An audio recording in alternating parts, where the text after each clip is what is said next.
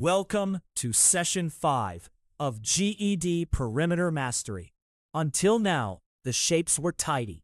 Today they turn corners, L shapes, staircases, notches, and the rule doesn't change. Walk all the way around and add every side. Here's the one idea that makes composite figures easy. When two shapes are joined, the line where they touch ends up inside the finished figure, so it doesn't count. Exterior edges count. Shared edges don't. That distinction is the heart of every composite problem. So, use the same algorithm every time. Choose a starting corner. Move clockwise around the outside. Write each side length in order. Work out any missing lengths. Confirm the path returns to the start. Then add them, once each. 6 steps, and it never fails. Let's walk an L. Across the top is 12 meters. Down the right side is 5. Left is 5. Down again is 4. Left along the bottom is 7. And up the left is 9. Back to the start. 6 sides, 6 add-ins. And they total 42 meters. But real problems hide some of those. Here's the balance. However far right you travel along the top, you must travel exactly that far back left along the bottom. The top is 12, the bottom piece is 7. So the missing piece is 12 minus 7, 5. The same balance works vertically. However far down you go, you must come back up the same total.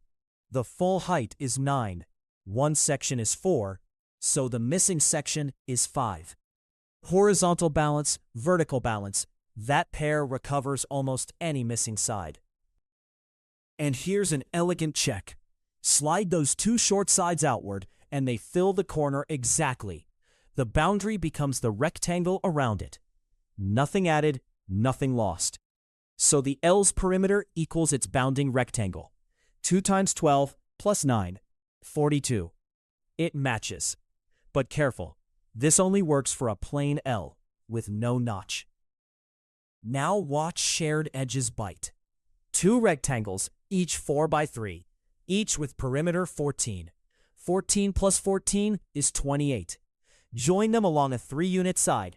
That 3 got counted twice, and now it's inside, exposed to nothing. So subtract it twice. 28 minus 2 times 3 is 22. Or notice you've made an 8 by 3 rectangle. Here's the one that breaks intuition. Cut a notch into a side.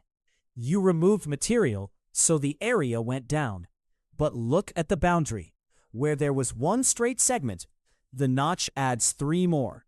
Down, across, and back up. So the perimeter went up. Removing material does not always shrink the perimeter. Don't reason about it. Trace it. One more trap. Diagrams often show a dashed line splitting the figure into rectangles. That's a planning tool for area. It's not part of the boundary, and adding it is lost points. And never measure an unlabeled segment with your eye. GED figures aren't to scale. So, when you're unsure about a segment, ask one question. If you painted around the finished outline, would the brush actually touch it? If yes, count it. If no, leave it out. That settles shared edges, dashed lines, and notches all at once. Your turn. An L shape has sides 8, 3, 5, 3, 3, and 6 feet. What's the perimeter? Take a second. 6 sides, 6 add-ins, and they add to 28 feet. Let's recap. Composite figures follow the outside boundary only. Shared edges and dashed dividers never count.